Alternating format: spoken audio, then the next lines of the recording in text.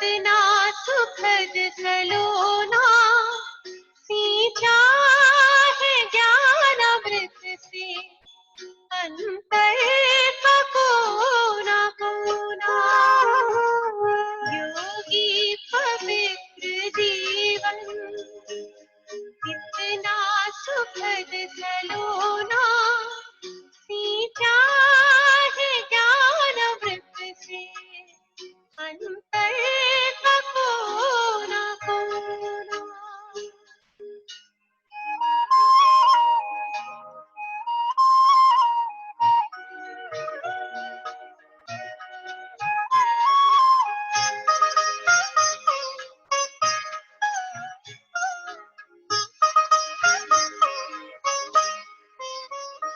जब से लगन लगी है परिचय मिला तुम्हारा होकर मगन मन कहता बाबा तू ही हमारा।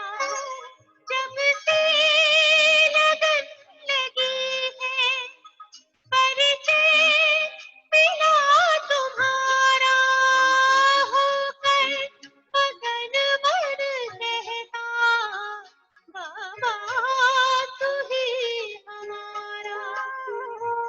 प्रभु से महामिलन का मन में सदा है खोना सींचा है ज्ञान अमृत से अंतर का कोना कोना।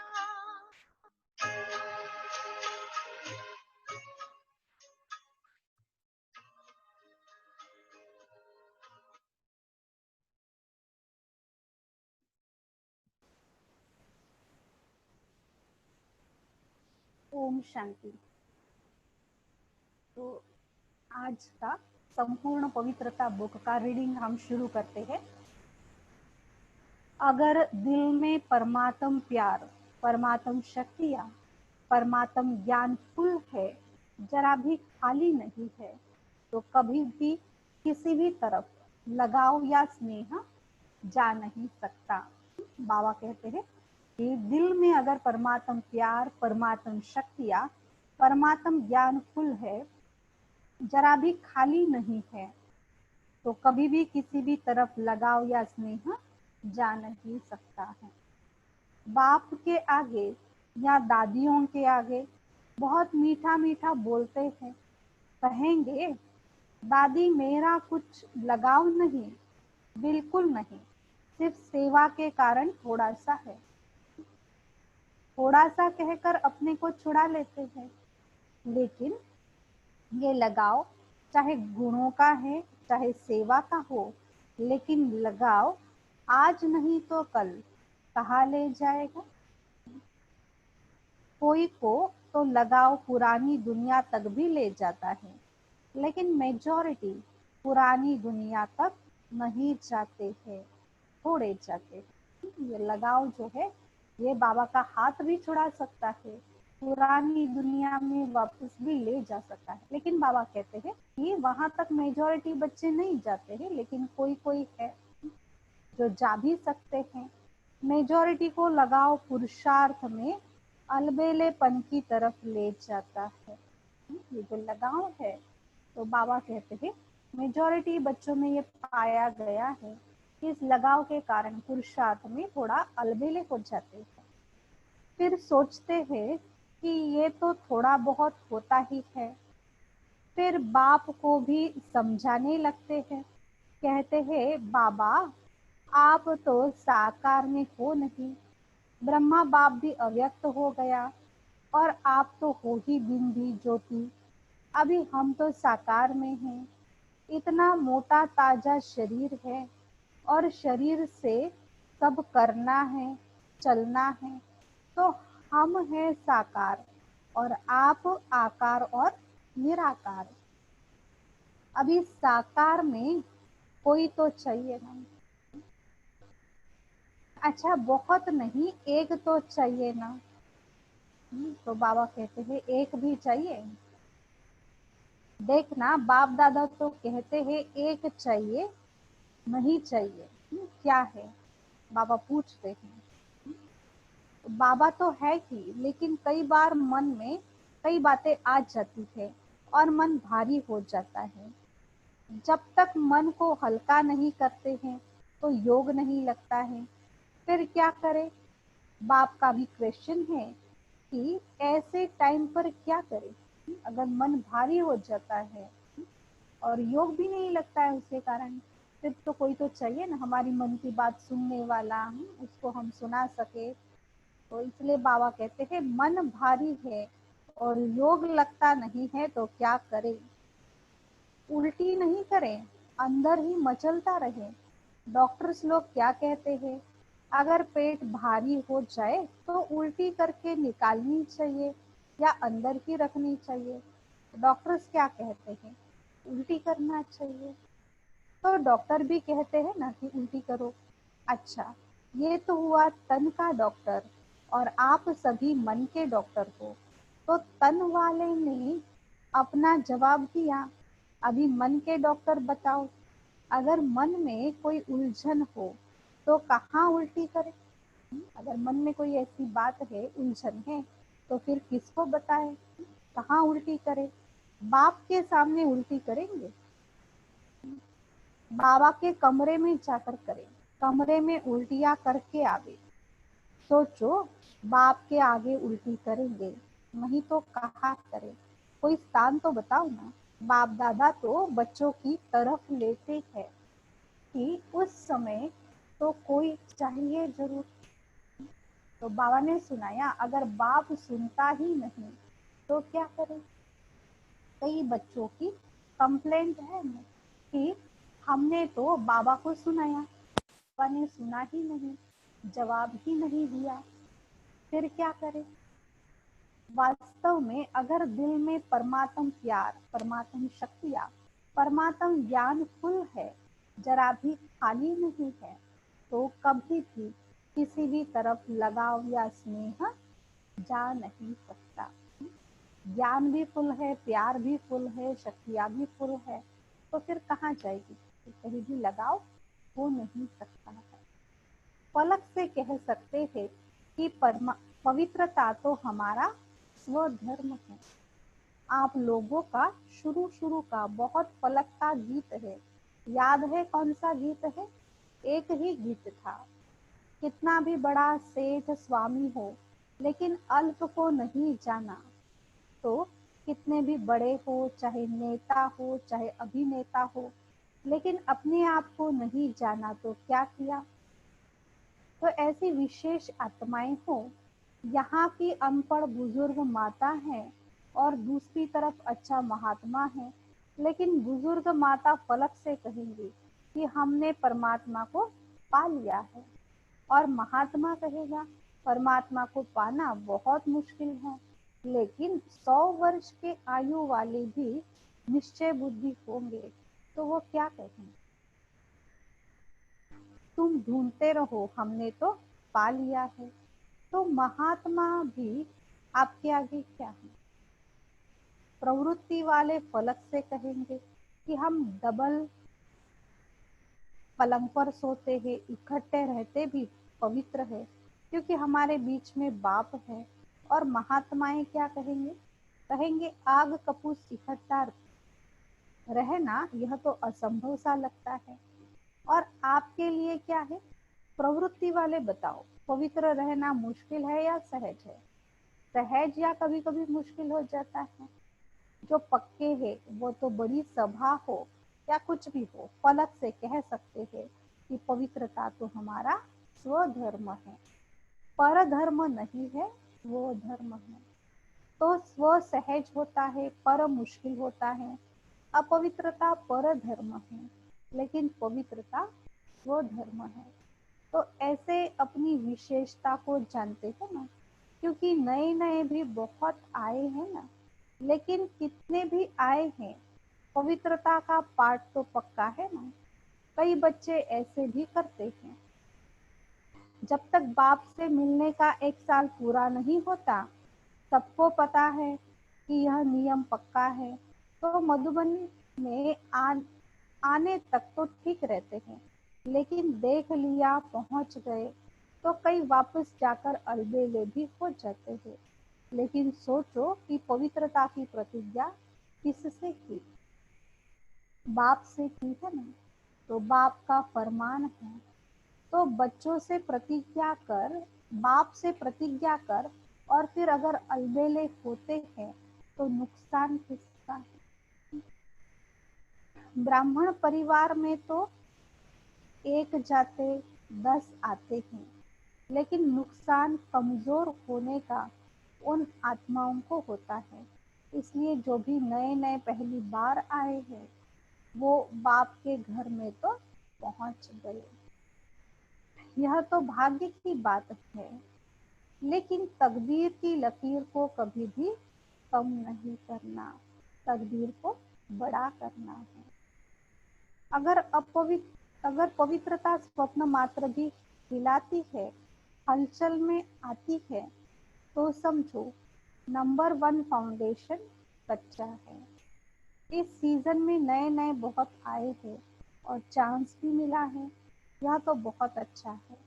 बाप दादा को भी नए नए बच्चों को देख खुशी होती है कि ये फिर से अपने परिवार में पहुंच गए हैं।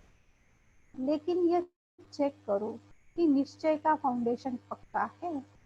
हमारा निश्चय नंबर 1 है व नंबर 2 है। अगर नंबर 1 निश्चय है तो चलते चलते मुख्य पवित्रता धारण करने में मुश्किल नहीं लगेगा। अगर पवित्रता स्वप्न मात्र भी हिलती है, हलचल में आती है, तो समझो नंबर 1 फाउंडेशन कच्चा है, क्योंकि आत्मा का स्वधर्म पवित्रता है, अपवित्रता परधर्म और पवित्रता स्वधर्म। तो जब स्वधर्म का निश्चय हो गया तो परधर्म हिला नहीं सकता। कई बच्चे कहते हैं कि पहले तो बहुत अच्छे आते थे, अभी पता नहीं क्या हो गया। तो क्या हो जाता है कि बाप जो है जैसा है वैसे अनुभव में नहीं लाते। अगर पूछेंगे कि बाप साथ है तो हाथ सब उठाएंगे। हाथ उठाना तो बहुत सहज है, लेकिन बाप साथ है तो बाप की पहली पहली जो महिमा करते हो कि वो सर्वशक्तिमान है, ये मानते हो या सिर्फ जानते हो? तो जब सर्वशक्तिमान बाप साथ है तो सर्वशक्तिमान के आगे अपवित्रता आ सकती है क्या? नहीं आ सकती है ना। तो बाबा कहते हैं कि क्या करना है? स्वप्न मात्र, संकल्प मात्र भी हमारी पवित्रता हिले नहीं, हलचल में नहीं आए।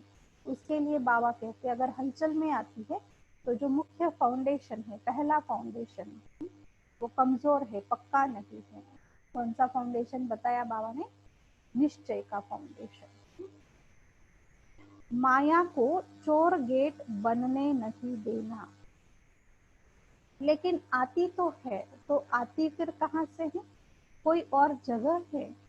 चोर लोग जो होते हैं वो अपना स्पेशल गेट बना लेते हैं, चोर गेट होता है। तो आपके पास भी छुपा हुआ चोर गेट तो नहीं है? चेक करो। वही तो माया आई कहाँ से? बाबा कहते माया आती है, इसका मतलब जरूर कोई उसको रास्ता है, मार्जिन है छोटी सी, तो कोई गेट खुला तो नहीं है, लूज तो नहीं है। तो क्या ऊपर से आती है? अगर ऊपर से भी आ गई तो ऊपर ही खत्म हो जानी चाहिए। कोई छिपे हुए गेट से आती है जो आपको पता नहीं पड़ता है। तो चेक करो कि माया ने कोई चोर गेट तो नहीं बना कर रखा है। और गेट बनाती भी कैसे है मालूम है?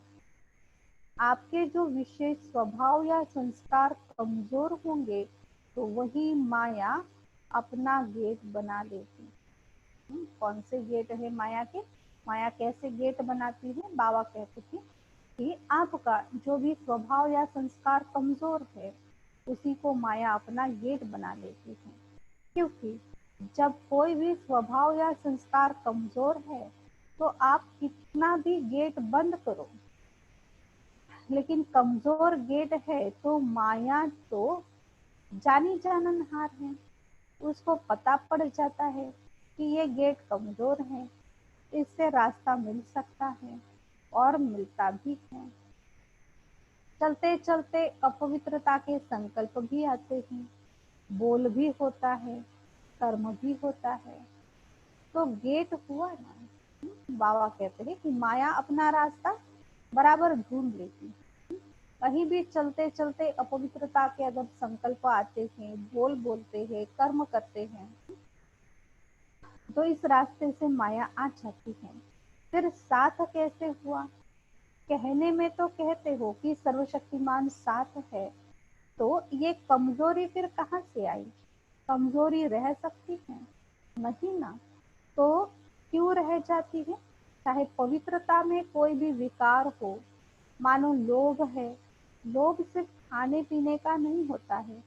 कई समझते हैं हमारे में पहनने, खाने या रहने का ऐसा तो कोई आकर्षण नहीं है, जो मिलता है, जो बनता है, उसमें चलते हैं। लेकिन जैसे आगे बढ़ते हैं तो माया लोभ भी रॉयल और सूक्ष्म रूप में लाती है। वो रॉयल लोभ क्या है? आज बाबा रॉयल लोभ के बारे में बता रहे हैं। चाहे स्टूडेंट हो चाहे टीचर हो, माया दोनों में रॉयल लोभ लाने का फुल पुरुषार्थ करती है। मानो स्टूडेंट है, बहुत अच्छा निश्चय बुद्धि सेवाधारी है, सब में अच्छा है, लेकिन जब आगे बढ़ते हैं तो रॉयल रूप लोभ का आता है कि मैं इतना कुछ करता हूँ, सब रूप में सब तरह से मददगार हूँ, तन से भी हूँ, मन से भी हूँ, धन से भी हूँ, और जिस समय चाहिए उस समय सेवा में हाजिर हो जाता हूँ।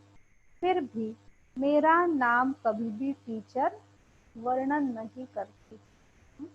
तो रॉयल लोभ आज बाबा बता रहे हैं कि मेरा नाम कहीं भी वर्णन नहीं होता है, कि ये जिज्ञासु बहुत अच्छा है। अगर मानो ये भी नहीं आवे तो फिर दूसरा रूप क्या है? एक तो है कि मेरा नाम टीचर नहीं लेती है, अगर ये बात नहीं है तो दूसरा रूप क्या है? अच्छा, नाम न भी लेवे तो नाम सुनते सुनते मैं ही हूँ, मैं ही करता हूँ, मैं ही कर सकता हूँ, वो अभिमान के रूप में आ जाती है। कहीं तो वर्णन होता है कि फलाने ये है, लेकिन फिर उसका अभिमान आ जाता है। या बहुत काम करके आए और किसी ने आपको पूछा ही नहीं, एक गिलास पानी भी नहीं पिलाया, देखा ही नहीं, अपने आराम में या अपने काम में बिजी रहे, तो ये भी आता है कि करो भी और पूछे भी कोई नहीं, तो करना ही क्या है? करना या ना करना एक ही बात है, उसे करके क्या फायदा? तो पूछने वाला तो कोई है नहीं, इससे आराम से घर में बैठो। तो ये रॉयल रूप लोभ का बाबा बता रहे हैं। जब होगा तब सेवा करेंगे। तो ये भिन्न भिन्न प्रकार का विकारों का रॉयल रूप आता है। और एक भी विकार आ गया, मानो लोभ नहीं आया लेकिन अभिमान आ गया, या अपने मानने तक का हमारी मान्यता हो उसका भान आ गया, तो जहाँ एक विकार होता है वहाँ उसके चार साथी छिपे हुए रूप में होते हैं। और एक को आपने चांस दे दिया तो वो छिपे हुए जो है वो भी समय प्रमाण अपना चांस लेते रहते हैं। फिर कहते हैं कि पहले जैसे नशा अभी नहीं है। पहले बहुत अच्छा था, पहले अवस्था बड़ी अच्छी थी, अभी पता नहीं क्या हो गया है। माया चोर गेट से आ गई है, यह है पता। ये नहीं कहो कि पता नहीं है। बाबा कहते ये क्यों हो रहा है? तो माया चोर गेट से आ गई है, कहीं ना कहीं किसी भान में ले आती है हमको। इसलिए बाबा कहते हैं चाहे अभिमान अपमान की फीलिंग में आ जाते हैं, कहीं नाम मान चाहिए, इसलिए है माया आ गई है चोर गेट से। तो इसलिए ऐसे नहीं कहना कि पहले तो अवस्था बड़ी अच्छी रहती थी, अभी पता नहीं। तो पता नहीं का जवाब बाबा ने दे दिया है। चाहिए चाहिए कि रॉयल मांग का त्याग करो। टीचर को भी आता है, टीचर को क्या चाहिए, सेंटर अच्छा हो, कपड़े भले कैसे भी हो, लेकिन सेंटर थोड़ा रहने लायक तो अच्छा हो, और जो साथी हो वो अच्छे हो, स्टूडेंट अच्छे हो, बाबा की भंडारी अच्छी हो। अगर अच्छा स्टूडेंट चेंज हो जाए तो दिल थोड़ा धड़कता है, फिर समझते हैं क्या करे, ये मददगार था, अभी वो चला गया। मददगार जिज्ञासु था व बाप, तो उस समय कौन दिखाई देता है, जिज्ञासु या बाप। तो ये रॉयल माया फाउंडेशन को हिलाने की कोशिश करती है। बाबा कहते सभी के पास माया आती है, अलग अलग रूपों से आती है। तो ये रॉयल माया फाउंडेशन को हिलाने की कोशिश करती है। अगर आपको निश्चय है सर्वशक्तिमान बाप साथ है, तो बाप किसी न किसी को निमित्त बना ही देता है। कई फिर सोचते हैं हमें कम से कम एक बार आबू की कॉन्फ्रेंस में या किसी बड़ी कॉन्फ्रेंस में चांस मिलना चाहिए। चलो और नहीं, योग शिविर तो करा ले, ये भी तो चांस होना चाहिए ना। चलो भाषण नहीं करे, स्टेज पर तो आवे। आखिर विनाश हो जाएगा, क्या विनाश तक भी हमारा नंबर नहीं आएगा? नंबर तो आना चाहिए ना। लेकिन पहले भी बाप दादा ने सुनाया कि अगर योग्य है, चांस मिलता है तो खुशी से करो, लेकिन यह संकल्प करना कि हमें चांस मिलना चाहिए, यह भी मांगना है। चाहिए चाहिए ये रॉयल मांगना है, ये होना चाहिए, ये हमें पहचानते नहीं हैं। दादी दीदियाँ भी सभी को पहचानती नहीं हैं, जो आगे आते हैं उसको आगे कर लेते हैं। तो ये संकल्प आना, यह भी एक सूक्ष्म मांगना है। लेकिन बाप दादा ने सुना दिया कि मानो आप स्टेज पर आ गई, या आपकी कोई भी विशेषता के कारण योग नहीं भी हो, अवस्था अच्छी नहीं भी है, लेकिन बोल में, कैचिंग पावर में विशेषता है, तो चांस मिल जाता है। क्योंकि किसी की वाणी में मिठास होता है, स्पष्टता होती है, और कैचिंग पावर होती है, तो यहाँ के वहाँ के मिसाल वगैरह कैच करके करके सुनाते रहते हैं, इसलिए उन्हों का नाम भी हो जाता है। कौन चाहिए, फलानी चाहिए, कौन आवे, फलानी आवे। चाहे योग में कच्ची भी हो, तो इस पर नंबर फाइनल नहीं होते हैं। बाबा कहते हैं सिर्फ हम स्टेज पर आए या वाचा सेवा करें, कभी कभार योग शिविर करा दे या मधुबन की स्टेज पर आ जाए, लेकिन बाबा कहते हैं उसके साथ साथ अगर योग नहीं है तो फिर क्या होगा? किस किस चीज से नंबर फाइनल होते हैं? हमारी अवस्था कैसी। जो फाइनल नंबर मिलेंगे वो ये नहीं होगा कि इसने कितने भाषण किए या इसने कितने स्टूडेंट व सेंटर बनाए हैं, लेकिन योग्य कितनों को बनाया है, कितनों को आप समान बनाया है। सेंटर बनाना बड़ी बात नहीं है, लेकिन योग्य कितनी आत्माओं को बनाया। नाम हो गया, 30 सेंटर की इंचार्ज है और 30 में से 15 हिल रहे हैं, 15 ठीक है, तो फायदा हुआ या सिर्फ नाम हुआ? सिर्फ नाम होता है कि फलानी के 30 सेवा केंद्र है, लेकिन नंबर इससे नहीं मिलेगा। फाइनल नंबर जितनों को सुख दिया, जितना स्वयं शक्तिशाली रहे, उसी प्रमाण मिलेंगे। इसलिए यह भी चाहिए चाहिए खत्म कर। अच्छा, बाबा ने कहा हमारा नाम होना चाहिए, हमें किसी ने पूछना चाहिए, हमारा नाम सबके बीच में लेना चाहिए।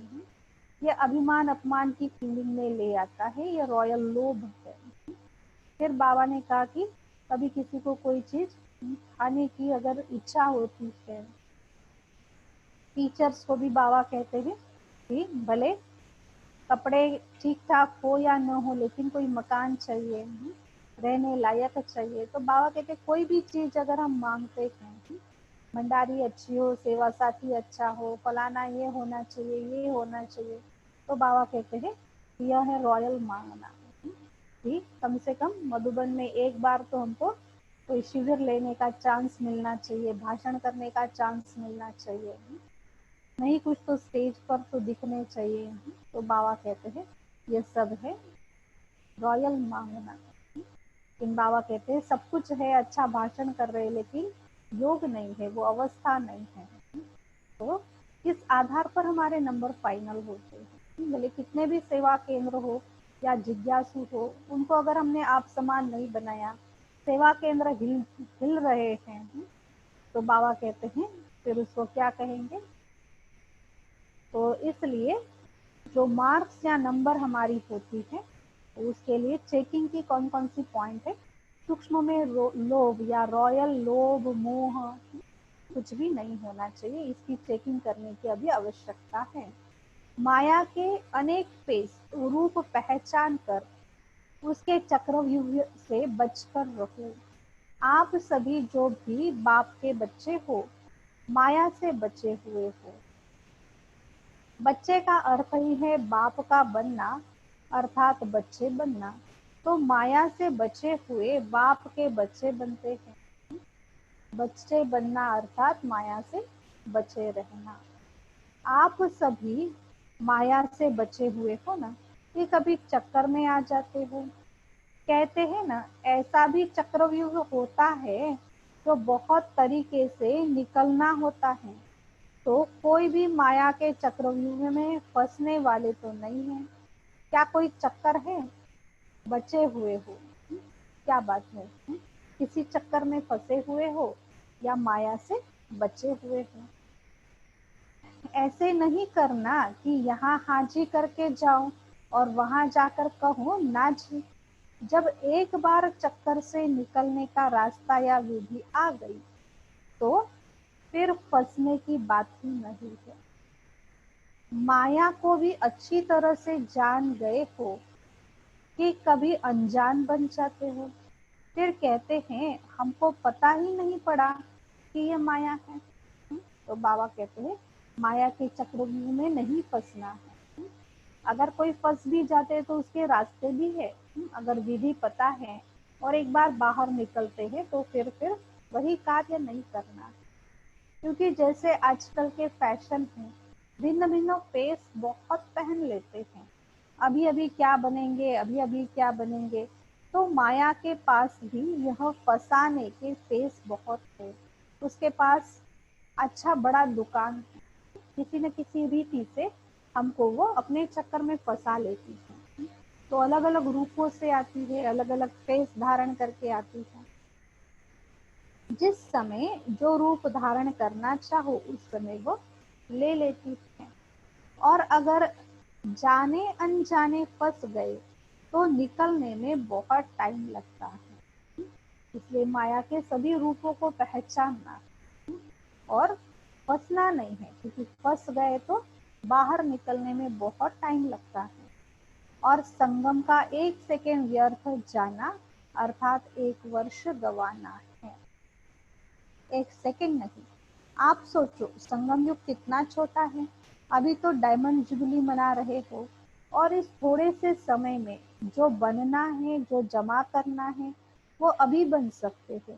तो बाप दादा देख रहे थे कि बनने का समय कितना थोड़ा है और बनते सारा कल्प हो। तो बाबा कहते तैयार होने के लिए समय थोड़ा है और फिर तो राज्य करेंगे। तो पुरुषार्थ का समय थोड़ा और प्रारब्ध बहुत ज्यादा। तो कहाँ 5,000 और कहाँ अभी 60 वर्ष। चलो आगे कितना भी समय होगा, लेकिन हजारों के गिनती में तो नहीं होगा ना। तो डायमंड जुबली मनाई थी तब की बातें बाबा बता रहे हैं कि चलो अभी 60 वर्ष हुए। कितना भी समय होगा, लेकिन 5,000 वर्ष जितना समय तो नहीं होगा। नंबर पहले नंबर के रॉयल फैमिली में आने आना यह है श्रेष्ठ पुरुषार्थ करना। लक्ष्य क्या रखना है कि हमें कहाँ आना है? फर्स्ट नंबर के रॉयल फैमिली में। तो इस थोड़े से समय में राज्याधिकारी बनने व रॉयल फैमिली में आने के लिए क्या करना होता है? अगर नंबर 1 रॉयल फैमिली में आना है तो उसके लिए क्या करना होगा? वैसे संख्या के हिसाब से सतयुग में विश्व का तत्व सभी को तो मिल नहीं सकता है। मानो पहले लक्ष्मी नारायण तो तख्त पर बैठेंगे, लेकिन जो पहले लक्ष्मी नारायण की रॉयल फैमिली है उन्हों को भी इतना ही सभी द्वारा स्नेह और सम्मान मिलता है। तो अगर पहली राजधानी के रॉयल फैमिली में भी आते हैं तो वो पहला नंबर, चाहे बड़े तख्त पर नहीं बैठते लेकिन प्रारब्ध नंबर 1 के हिसाब से ही है। नहीं तो आप सभी लोगों को त्रेता तक भी तख्त थोड़ा ही मिलेगा। नंबर के हिसाब से बाबा कहते हैं कि तख्त पर कितने बैठेंगे। तो इसलिए रॉयल फैमिली, जो फर्स्ट नंबर की रॉयल फैमिली में भी आते हैं तो उनको ही उतना ही मान सम्मान है, तो उनकी प्रारब्ध भी उतनी ही है। इसलिए बाबा कहते हैं नहीं तो आप सभी लोग त्रेता तक भी नहीं आएंगे, लेकिन विश्व राज्य अधिकारी का लक्ष्य सभी का है ना कि वहां भी एक स्टेट के राजा बन जाएंगे। तो पहले नंबर के रॉयल फैमिली में आना यह है श्रेष्ठ पुरुषार्थ। कोई को तख्त मिलता है और किसको रॉयल फैमिली मिलती है, तो इसके भी गुह्य रहस्य है, तो वो भी बाबा सुनाएंगे। संकल्प मात्र भी पवित्रता के व्रत में रहना, अर्थात बाप के दिल तख्त नशीन बनना।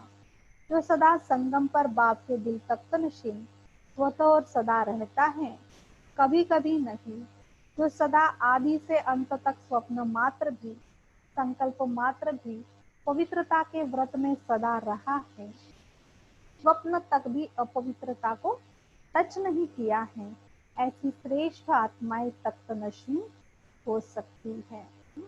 संकल्प मात्र स्वप्न मात्र भी अपवित्रता को टच नहीं किया है, ऐसी श्रेष्ठ आत्माएं तख्त नशीन हो सकती है। जिसने चारों ही सब्जेक्ट में अच्छे मार्क्स लिए हैं, आदि से अंत तक अच्छे नंबर से पास हुए हैं, उसी को ही पास विद ऑनर कहा जाता है। बीच में मार्क्स कम हुए, आपके दिल पसंद है वह तख्त ले सकते हैं। साथ साथ जो ब्राह्मण संसार में सर्व के प्यारे, सर्व के सहयोगी रहे हैं, ब्राह्मण परिवार हर एक दिल से सम्मान करता है, ऐसा सम्मानधारी तख्त नशीन बन सकता है।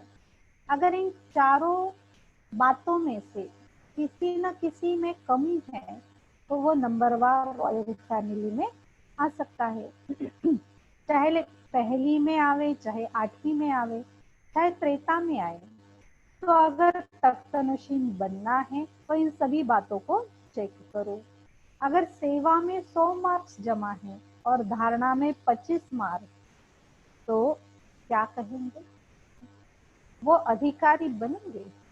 कई बच्चे और सब्जेक्ट में आगे चले जाते हैं, लेकिन प्रैक्टिकल धारणा में जैसा समय है वैसे अपने को मोल्ड करना वही रियल गोल्ड है। जैसा समय है ऐसे अपने आप को मोल्ड करना है, धारणा की सब्जेक्ट पर भी विशेष अटेंशन देना है। फिर बाबा ने आगे कहा है कि यह मरना मरना नहीं है, यह मरना सदा के लिए जीना है। कहाँ कहाँ माया बच्चों से भी होशियार हो जाती है, वो फट से समय प्रमाण स्वरूप धारण कर लेती है। और बच्चे क्या कहते हैं, बाप के पास तो आपकी बातें आती है ना। मानो एक रॉन्ग है और दूसरा राइट है। ऐसे भी होता है कि दोनों तरफ की कोई ना कोई कमी होती है, लेकिन मानो आप बिल्कुल ही अपने को राइट समझते हो और दूसरों को बिल्कुल ही रॉन्ग, तो आप राइट हो और वो रॉन्ग है। फिर भी जैसा समय जैसा वायुमंडल देखा जाता है, वैसे अपने को भी, चाहे समाना पड़ता है, चाहे मिटाना पड़ता है, चाहे किनारा करना पड़ता है। लेकिन बच्चे क्या कहते हैं कि क्या हर बात में हर समय हमको ही मरना है? मरने के लिए हम हैं और मौज मनाने के लिए ये है। सदा ही मरना, ये मरना तो बहुत मुश्किल है। मर जीवा तो बन गए, वो तो सहज है, लेकिन अभी हर बात में मरना। तो ब्रह्मा कुमार कुमारी बन गए, ये भी तो मरजीवा बने, ये मरना बहुत सहज हो गया। मर गए, ब्रह्मा कुमारी बन गए, लेकिन ये बार बार का मरने में बहुत मुश्किल है। मुश्किल है ना। छोटियां कहती हैं कि हमको ही ज्यादा मरना पड़ता है, और बड़े कहते हैं कि हमको ही ज्यादा सुनना पड़ता है। तो आपको सहन करना पड़ता है, उन्हों को सुनना पड़ता है, तो मरना किसको है? कौन मरे? एक मरे दोनों मरे, दोनों ही मर गए, तो बात खत्म, खेल खत्म। तो मरना आता है या थोड़ा मुश्किल लगता है, थोड़ा सांस हाफता है, मुश्किल सांस लगता है, तकलीफ होती है। उस समय जब कहते हो ना कि क्या हमें ही मरना है, हमें ही बदलना है, क्या मेरी ही जिम्मेवारी है बदलने की? दूसरे की भी तो है ना। आधा आधा बांट लो, तुम इतना मरो मैं इतना मरो। बाबा कहते हैं, कई बार बच्चे सोचते हैं या कहते हैं, क्योंकि स्वयं को पूरा राइट समझते हैं, दूसरों को पूरा रॉन्ग समझते हैं। या फिर अगर कभी सहन करना पड़े, कुछ बातों को समाना पड़े, चाहे कभी किनारा करना पड़े, तो क्या कहते हैं, मुझे ही मरना है क्या? तो बाबा कहते हैं कि हर एक को, छोटों को भले कभी कभी ज्यादा सहन करना पड़ता है, बड़ों को तो सदा ही सुनना पड़ता है। तो फिर बाबा कहते हैं, मरे कौन? दोनों ने भी तो कुछ न कुछ बातों में सहन किया है, तो दूसरे भी तो है ना। बदलने की जिम्मेवारी मेरी, दूसरों की क्यों नहीं है? आधा आधा बांट लो, तुम इतना मरो मैं इतना मरो। बाप दादा को तो उस समय रहम भी बहुत आता है, लेकिन ये मरना मरना नहीं है, ये मरना सदा के लिए जीना है। लोग कहते हो ना कि बिना मरे स्वर्ग नहीं मिलेगा, तो उस मरने से तो स्वर्ग मिलता नहीं, लेकिन इस मरने से स्वर्ग का अधिकार जरूर मिलेगा। इसलिए ये मरना अर्थात स्वर्ग का अधिकारी बनना है।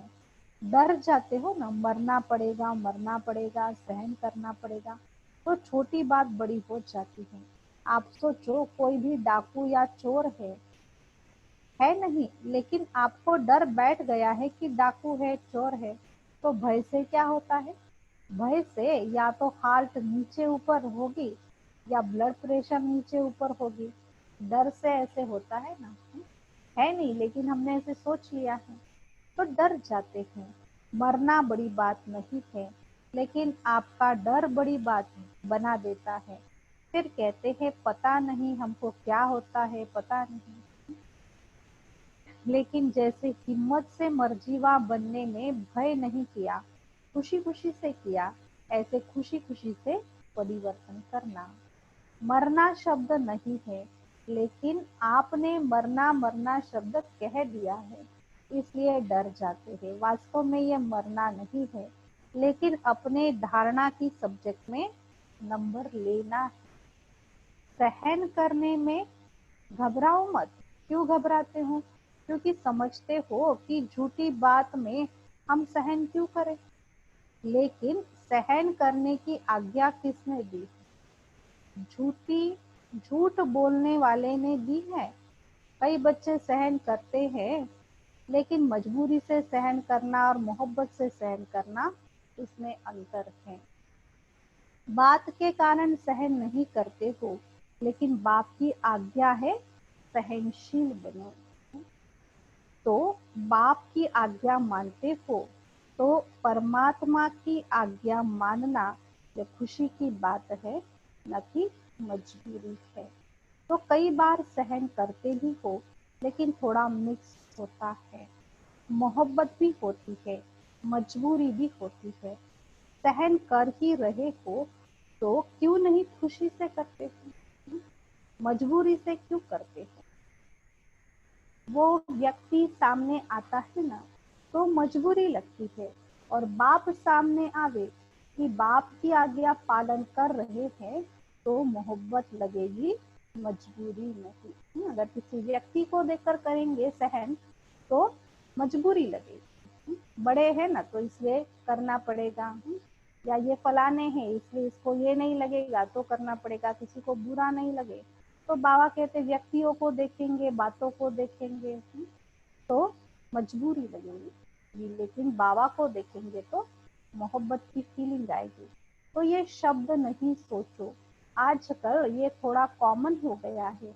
मरना पड़ेगा, मरना पड़ेगा, कब तक मरना पड़ेगा, अंत तक, या 2 साल, 1 साल, 6 मास, फिर तो अच्छा मर जाए। लेकिन कब तक मरना है?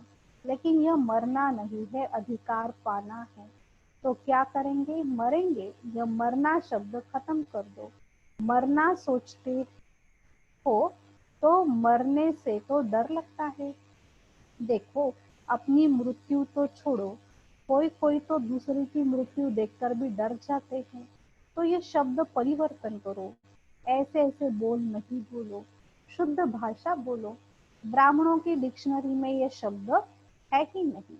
पता नहीं किसने शुरू किया है, किया तो आप लोगों में से ही है। आप माना जो सामने बैठे हैं वो नहीं, ब्राह्मणों ने ही यह शुरू किया है। बाप दादा ने ये तो एक मिसाल सुनाया, लेकिन सारे दिन में ऐसे व्यर्थ बोल या मजाक के बोल बहुत बोलते हैं। अच्छे शब्द नहीं बोलेंगे, लेकिन कहेंगे मेरा भाव नहीं था, यह तो मजाक में कह दिया। तो ऐसे मजाक क्या ब्राह्मण जीवन में आपके नियमों में है? लिखा हुआ तो नहीं है। कभी पढ़ा है कि मजाक कर सकते हो? मजाक करो, लेकिन ज्ञान युक्त, योग युक्त। बाकी व्यर्थ मजाक, जिसको आप मजाक समझते हो, लेकिन दूसरे की स्थिति डगमग हो जाती है, तो वह मजाक हुआ या दुख देना हुआ। तो बाबा कहते हैं ये जो मरना शब्द है, यह किसने निकाला है? ब्राह्मणों ने ही निकाला है। बाबा कहते हैं तो बाबा ने कभी सुनाया नहीं है। हाँ, बाकी मरजीवा हमारा जन्म है, ये बात बताई है। लेकिन ये रोज रोज का मरना जो कहते हैं, ये बाबा कहते हैं ये आपने ही निकाला हुआ है। काम चलाऊ नहीं बनना, वही तो पूजा भी ऐसे ही होगी। तो आज बाप दादा ने देखा कि एक तो सभी पूर्वज है, और दूसरा सबसे बड़े से बड़ा पूज्य आत्माएं भी आप हो। आप जैसी पूजा सारे कल्प में किसी की नहीं होती है।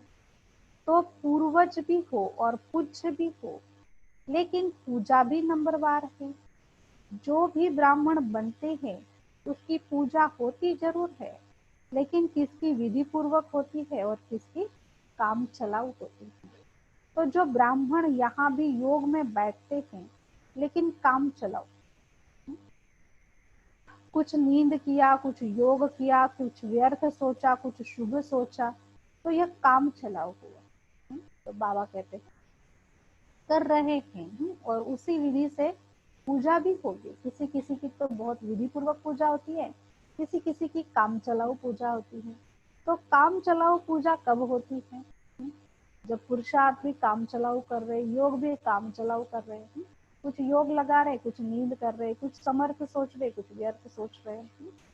तो इसलिए बाबा कहते हैं यह काम चलाऊ। सफेद बत्ती जल गई, काम पूरा हो गया। ऐसे धारणा में भी काम चलाऊ बहुत होते हैं। कोई भी सरकमस्टेंस आएगा तो कहेंगे अभी तो ऐसे करके चलाओ, पीछे देखा जाएगा। तो ऐसों की पूजा काम चलाऊ होती है। देखो, लाखों सालिग्राम बनाते हैं, लेकिन क्या होता है? विधि पूर्वक पूजा होती है, काम चलाऊ होती है। पाइप से नहला दिया और तिलक भी कटोरी भरकर पंडित लोग ऐसे ऐसे करके डाल देते हैं, छिड़क देते हैं, तिलक लग गया। तो ये क्या हुआ? काम चलाऊ हुआ ना। पूज्य सभी बनते हो, लेकिन कैसे पूज्य बनते हो वो नंबरवार है। किसकी? हर कर्म की पूजा होती है। दातन का भी दर्शन होता है, दातन हो रहा है। मथुरा में जाओ तो दातन का भी दर्शन कराते हैं। इस समय दातन का समय है, तो काम चलाओ नहीं बनना, नहीं तो पूजा भी ऐसे ही होगी। फिर बाबा ने कहा है, पवित्रता के आधार पर सत्यता का स्वरूप स्वतः और सहज सदा होता है। आज सत बाप, सत शिक्षक, सतगुरु अपने चारों ओर के सत्यता के शक्ति स्वरूप बच्चों को देख रहे हैं। सत्यता का फाउंडेशन पवित्रता है और सत्यता का प्रैक्टिकल प्रमाण चेहरे पर और चलन में दिव्यता होगी। दुनिया में भी अनेक आत्माएं अपने को सत्यवादी कहते हैं व समझते हैं, लेकिन संपूर्ण सत्यता पवित्रता के आधार पर होती है। संपूर्ण सत्यता पवित्रता के आधार पर होती है। पवित्र नहीं तो सदा सत्य नहीं रह सकते। तो आप सबका फाउंडेशन क्या है? पवित्रता। तो पवित्रता के आधार पर सत्यता का स्वरूप स्वतः और सहज सदा होता है। सत्यता सिर्फ सच बोलना, सच करना, इसको नहीं कहा जाता, लेकिन सबसे पहला सत्य जिससे आपको पवित्रता की व सत्यता की शक्ति आई, तो पहली बात है अपने सत्य स्वरूप को जाना। मैं आत्मा हूँ, यह सत्य स्वरूप पहले नहीं जानते थे, लेकिन पहला सत्य अपने सत्य स्वरूप को जाना, मैं फलानी हूँ या फलाना हूँ। बॉडी के हिसाब से वह सत्य स्वरूप था। सत्य स्वरूप है पहले स्वस्वरूप और फिर बाप के सत्य परिचय को जाना। अच्छी तरह से अपना सत्य स्वरूप और बाप का सत्य परिचय जान लिया। तीसरी बात, इस सृष्टि चक्र को भी सत्य स्वरूप से जाना। यह चक्र क्या है और इसमें मेरा पार्ट क्या है, तो अपना पार्ट अच्छी तरह से स्पष्ट रूप से जान लिया। आपका पार्ट अच्छा है ना? सबसे अच्छा पार्ट संगम युग का कहेंगे, लेकिन आपका देवात्मा का पार्ट भी विश्व में सारे चक्र की आत्माओं से श्रेष्ठ है। चाहे धर्म आत्माएं, महान आत्माएं भी पार्ट बजाती हैं, लेकिन वो आत्मा और शरीर दोनों से पवित्र नहीं है। और आप देवात्माएं शरीर और आत्मा दोनों से पवित्र है, जो सारे कल्प में और कोई आत्मा ऐसी नहीं है। बाबा कहते जो हमारा सतयुग का स्वरूप है, आदिकाल का है, तो आत्मा शरीर दोनों पवित्र। तो पवित्रता का फाउंडेशन सिवाय आपके और कोई भी आत्मा का श्रेष्ठ नहीं है। आपको देव आत्मा का पार्ट याद है? पांडवों को याद है? देव आत्मा की पवित्रता नेचुरल रूप में रही है। महान आत्माएं आत्माओं को पवित्र बनाती हैं, लेकिन बहुत पुरुषार्थ से, नेचुरल नहीं। न नेचुरल है न नेचर रूप में है। देवताओं की पवित्रता कैसी है और अभी के जो महान आत्माएं हैं उनकी कैसी है? वो खुद पवित्र रहते हैं, दूसरों को बनने के लिए मार्ग बताते हैं, लेकिन सतयुग की कैसी है? नेचुरल है। पवित्रता या नेचर है, कोई पुरुषार्थ वहां करना नहीं होता है। यहाँ का पुरुषार्थ वहां नेचुरल हो जाता है, क्योंकि वहां अपवित्रता का नाम निशान नहीं, मालूम ही नहीं कि अपवित्रता भी होती है। इसलिए आपके पवित्रता का प्रैक्टिकल स्वरूप देवता अर्थात दिव्यता का है। इस समय दुनिया वाले कितना भी अपने को सत्यवान समझे, लेकिन स्वस्वरूप की सत्यता ही नहीं जानते हैं, बाप के सत्य परिचय को नहीं जानते हैं, तो संपूर्ण सत्य स्वरूप नहीं कहेंगे। फिर आगे है सत्यता अर्थात संकल्प, बोल, कर्म, संबंध, संपर्क सब में दिव्यता का अनुभव हो।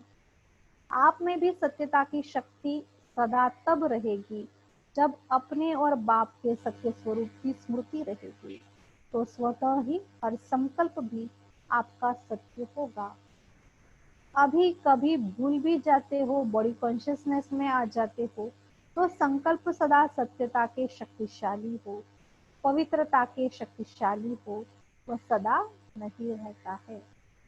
सदा रहता है कि व्यर्थ भी होता है। तो व्यर्थ को सत्य कहेंगे? झूठ तो बोला ही नहीं, तो क्यों नहीं सत्य है? अगर कोई यह समझकर बैठे कि मैं कभी भी झूठ नहीं बोलता, सदा सच बोलती, लेकिन सत्यता की परख है कि संकल्प, बोल, कर्म, संबंध, संपर्क सब में दिव्यता अनुभव। इसकी परख क्या है? सत्यता की परख है दिव्यता। सच बोल रहे हैं लेकिन दिव्यता नहीं है। सच अगर बोल रहे, जोर जोर से बोल रहे हैं, तो दिव्यता नहीं है। देखते हो ना, कई बार कहेंगे मैं सच बोलती हूँ, मैं सच बोलती हूँ, मैं सदा सच्ची हूँ, लेकिन बोल में, कर्म में अगर दिव्यता नहीं है तो दूसरे को आपका सच सच नहीं लगेगा। यही समझेंगे कि यह अपने को सिद्ध कर रहे हैं, लेकिन समझ में नहीं आता कि यह सत्यता है। सत्य को सिद्ध करने के लिए सिद्ध करने की आवश्यकता नहीं है। अगर अपने सत्य को जिद्द से सिद्ध करते हैं तो वह दिव्यता दिखाई नहीं देती है। यह साधारणता है जो दुनिया में भी करते हैं। और बाप दादा सत्य की निशानी एक स्लोगन में कहते हैं, साकार द्वारा भी सुना, जो सच्चा होगा वह कैसे दिखाई देगा। उस दिन भी बाबा ने ये बात सुनाई थी कि सच तो बीट होना, जो सच्चा होगा वह कैसे दिखाई देगा। सदा खुशी में झूल रहा है, नाच रहा है। सच तो नच, सदा खुशी में नाचता रहेगा।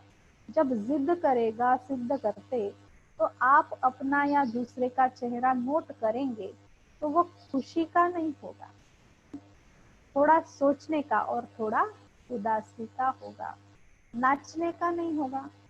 सच तो बीठो नच, सच्चा खुशी में नाचता है तो खुशी में जीवन के दिन या रात बहुत अच्छे लगते हैं। और थोड़ा भी सत्य में असत्य मिक्स है तो उस समय की जीवन इतनी अच्छी नहीं लगती है। तो सत्यता का अर्थ ही है सत्य स्वरूप में स्थित होकर, चाहे संकल्प, चाहे बोल, चाहे कर्म करना। सत्यता की शक्ति धारण करने में सहन शक्ति की धारणा करें। आजकल दुनिया वाले तो स्पष्ट कहते हैं कि आजकल सच्चे लोगों का चलना ही मुश्किल है, झूठ बोलना ही पड़ेगा। लेकिन कई समय पर, कई परिस्थितियों में ब्राह्मण आत्माएं भी मुख से नहीं बोलती लेकिन अंदर समझती है कि कहाँ कहाँ चतुराई से तो चलना ही पड़ता है। उसको झूठ नहीं कहते लेकिन चतुराई कहते हैं। तो चतुराई क्या है? यह तो करना ही पड़ता है, तो वह स्पष्ट बोलते हैं। और ब्राह्मण रॉयल भाषा बोलते हैं। फिर कहते हैं मेरा भाव नहीं था, न भावना थी, न भाव था, लेकिन करना ही पड़ता है, ऐसे चलना ही पड़ता है। लेकिन ब्रह्मा बाप को देखा, साकार है ना। निराकार के लिए तो आप भी सोचते हो कि शिव बाप तो निराकार है, ऊपर मजे में बैठा है, नीचे आवे तो पता पड़े क्या है। लेकिन ब्रह्मा बाप तो साकार स्वरूप में आप सबके साथ ही रहे, स्टूडेंट भी रहे। और सत्यता व पवित्रता के लिए कितनी अपोजिशन हुई, तो चालाकी से चले। लोगों ने कितनी राय दी कि आप सीधा ऐसे नहीं कहो कि पवित्र रहना ही है, यह कहो कि थोड़ा थोड़ा रहो। लेकिन ब्रह्मा बाप घबराया। सत्यता की शक्ति धारण करने में सहन शक्ति की भी आवश्यकता होती है। सहन करना पड़ता है, झुकना पड़ता है, हार माननी पड़ती है।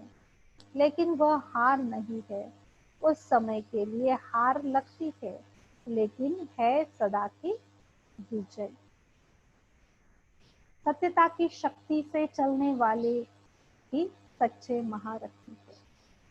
सत्यता की शक्ति से आज डायमंड जुबली मना रहे हैं। अगर पवित्रता और सत्यता नहीं होती तो आज आपके चेहरों से, चलन से आने वालों को जो दिव्यता अनुभव होती है वह नहीं होती।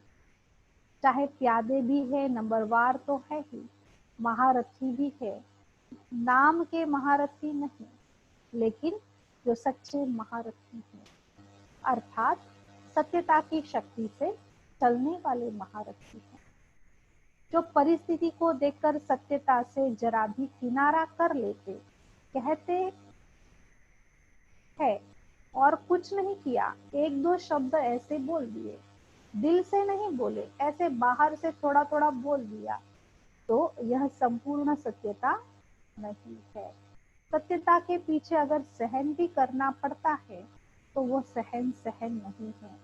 बल बाहर से लगता है कि हम सहन कर रहे हैं, लेकिन आपके खाते में वह सहन शक्ति के रूप में जमा होता है। नहीं तो क्या होता है कि अगर कोई थोड़ा सा भी सहन करने में कमजोर हो जाता है तो उसे असत्य का सहारा जरूर लेना पड़ेगा। तो उस समय ऐसे लगता है जैसे सहारा मिल गया, ठीक हो गया, लेकिन उसके खाते में सहन शक्ति जमा नहीं होती। तो बाहर से ऐसे समझेंगे कि हम बहुत अच्छा चलते हैं, हमको चलने की चतुराई आ गई है, लेकिन अगर अपना खाता देखेंगे तो जमा का खाता बहुत कम होगा। इसलिए चतुराई से नहीं चलो।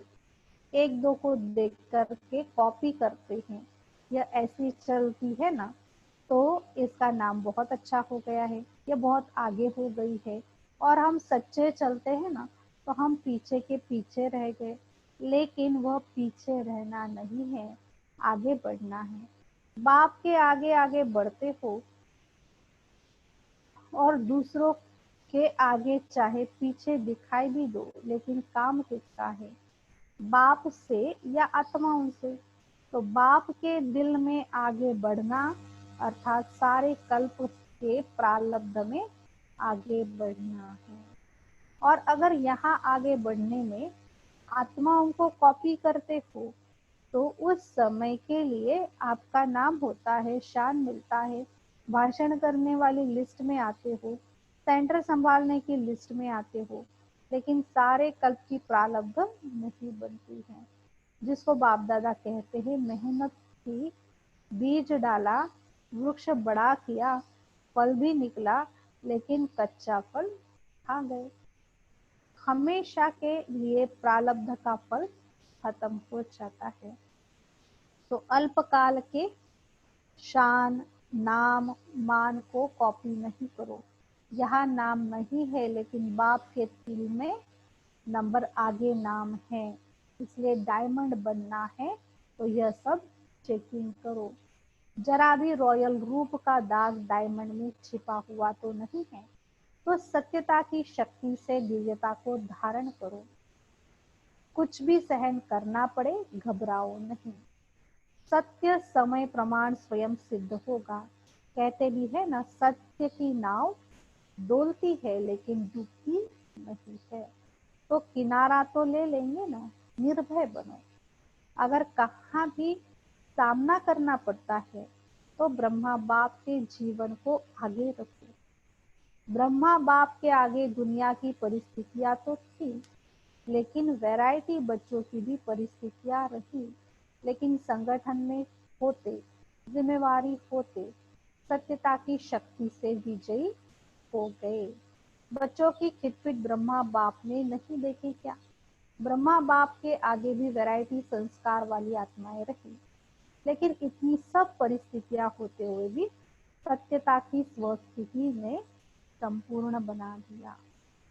तो बाबा कहते हैं अगर ऐसी कोई बातें आती हैं जिसमें हमको लगता है कि क्या हमको ही मरना है, हमको ही सहन करना है, तो बाबा कहते हैं भले शिव बाबा तो परम धाम में बैठे हैं, लेकिन ब्रह्मा बाप तो साकार में थे, तो उन्होंने बहुत सहन किया, कभी भी चाहे किसी ने कितना भी हिलाने की कोशिश की, कुछ परिवर्तन करने के लिए कहा, लेकिन निश्चय में भी पक्के रहे और सभी को आगे बढ़ाए।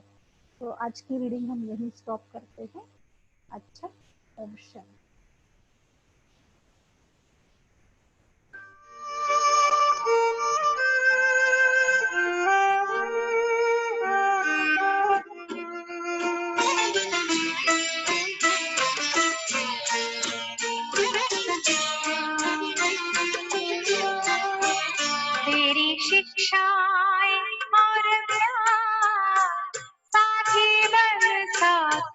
निभाते हैं।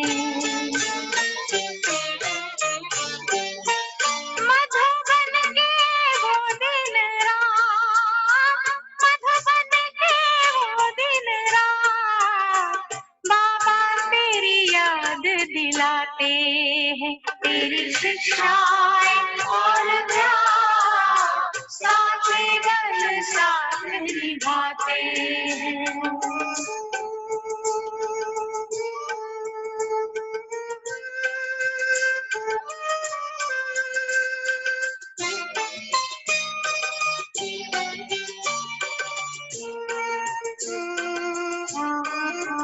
बैठूं कमरे में जाके, मिलता तो वतन से आके।